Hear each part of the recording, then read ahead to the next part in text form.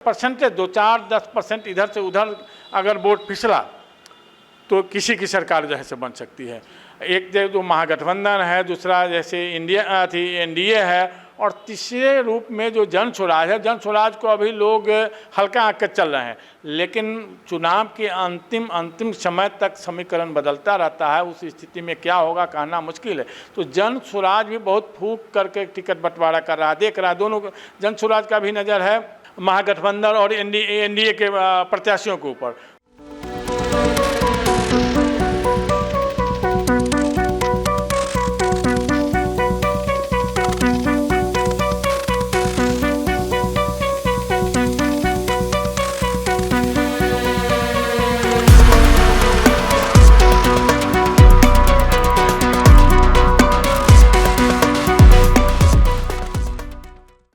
नमस्कार, आप देख रहे हैं फर्स्ट लुक बिहार। मैं निशा श्री आप तमाम दर्शकों का स्वागत करती हूं।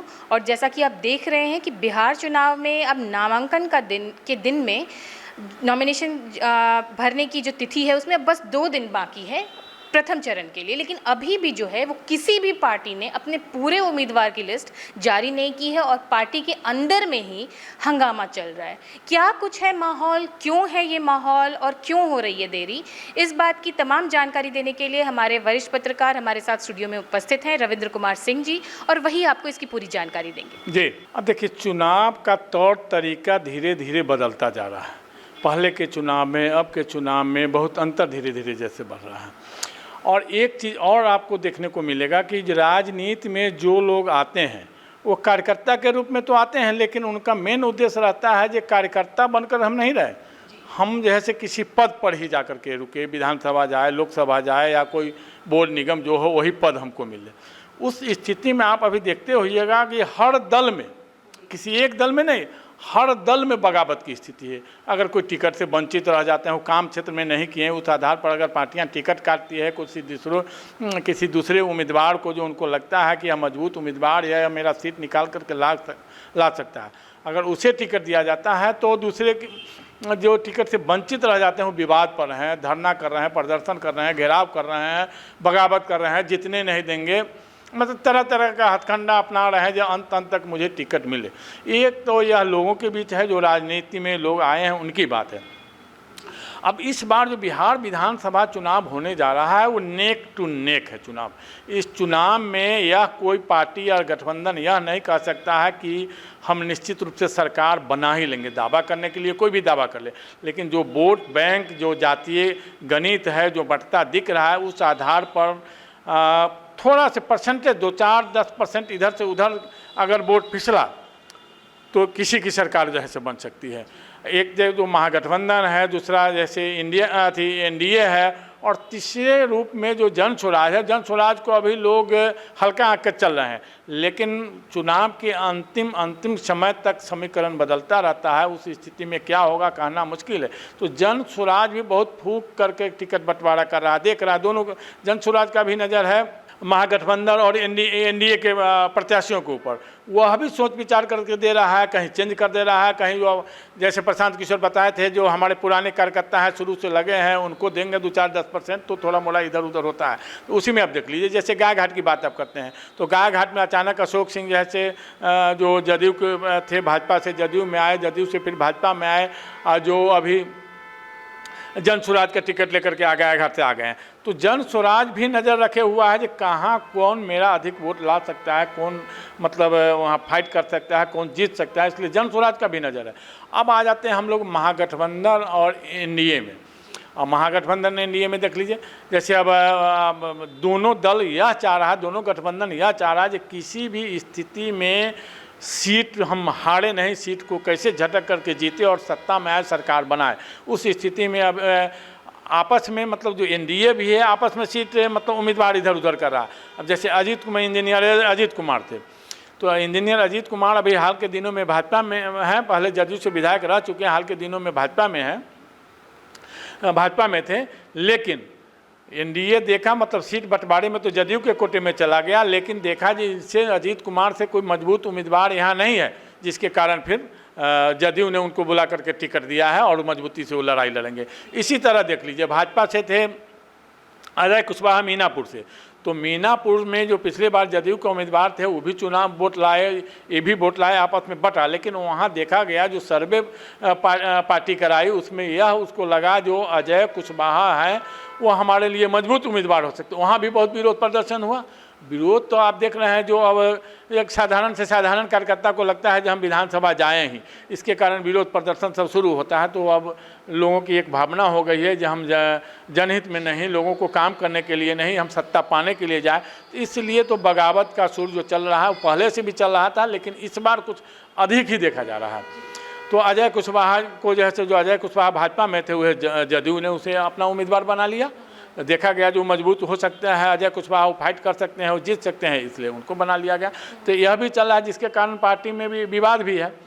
लेकिन फिर हम एक बार यह कहते हैं जो महागठबंधन और एनडीए दोनों नेक टू नेक में है। कोई यह नहीं कह सकता है जिसका पलड़ा भारी है इसका कम है, और आप जन स्वराज को भी कम नहीं आंक सकते हैं। जन स्वराज भी अंत में क्या खेल करेगा, क्या भी वो भी राजनीति के माहिर खिलाड़ी हैं, वो भी क्या कर सकते हैं।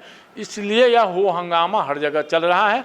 और अब भी इसके कारण क्या हो रहा है, अब तक पार्टियां मतलब मात्र 2 दिन शेष रह गया है। प्रथम चरण के नामांकन में मात्र 2 दिन शेष है, उसमें भी मतलब कोई भी पार्टियां मतलब किसी भी गठबंधन के कोई भी पार्टियां अब तक अपना उम्मीदवार फाइनल नहीं कर पाए। उम्मीदवार क्या फाइनल, सीट शेयरिंग में भी मामला फंसा हुआ है। अगर जो सीट शेयरिंग का महागठबंधन में तो सीट शेयरिंग भी अभी तय नहीं हुआ जो कौन कितने सीट पर लड़ेगा। एनडीए तो सीट शेयरिंग कर लिया, तो जिसमें देख रहे हैं जो उपेंद्र कुशवाहा जी बगावत के मूड में है, तो फिर वो दिल्ली गए हैं, अमित शाह से मिलने गए हैं, उन्हें नित्यानंद राय जी लेकर के गए हैं, चर्चाएँ जोरों पर है। तो वो एक नित्यानंद राय मतलब एक उपेंद्र कुशवाहा जी उसमें है, लेकिन एनडीए करीब करीब लगभग अपना सीट शेयरिंग का मामला सुलझा लिया, लेकिन सीट बंटवारा अभी नहीं सुलझ रहा। अभी भी उसमें पेच फंसा हुआ है। न चिराग पासवान अपनी पूरी लिस्ट जारी किए हैं, न जदयू अपना पूरा जारी कर पाया है, न भाजपा कर पाई है। तो यह स्थिति है। और महागठबंधन में तो अभी तो सीट शेयरिंग का बंटवारा भी फाइनल नहीं हो चुका है। इसलिए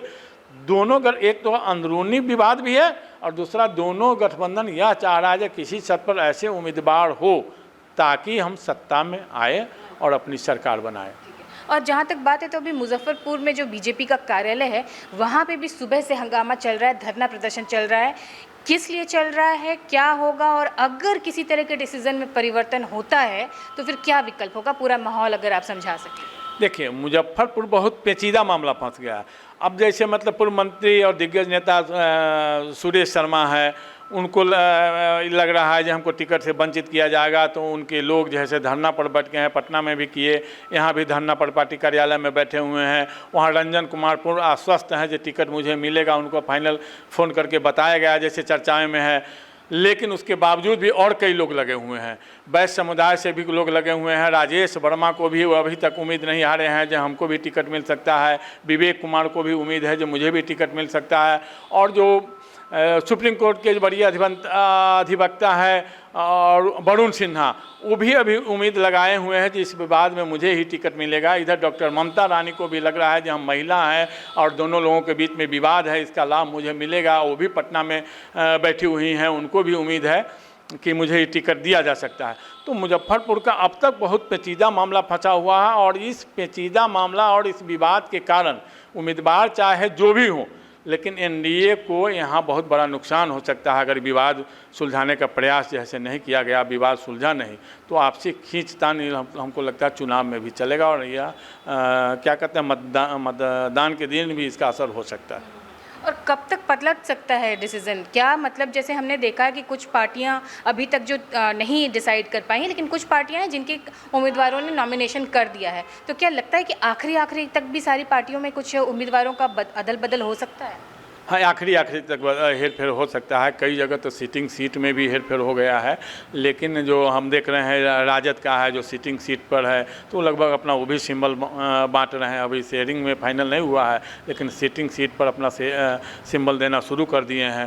तो इसी तरह जो अपना जदयू है चाहे भाजपा है, वो भी अपना सिटिंग सीट पर शुरू कर दिया है। और जो फाइनल कर लिया, जैसे भाजपा ने 71 सीट फाइनल कर लिया है, तो उसमें अपने लोगों को सिंबल दे रहे हैं। जो 30 सीट बचा हुआ है उसमें नहीं दे रहे हैं। जदयू भी जो सीट फाइनल कर लिया उसमें सिंबल दे रहे हैं।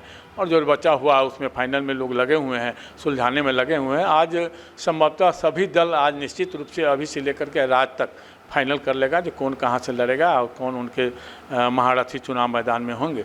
ये आज लगभग शाम तक सभी दल कर लेगा। ठीक, तो ये थी अभी तक की रिपोर्ट। अभी दोपहर है और देखते हैं शाम तक क्या क्या बदलाव होता है।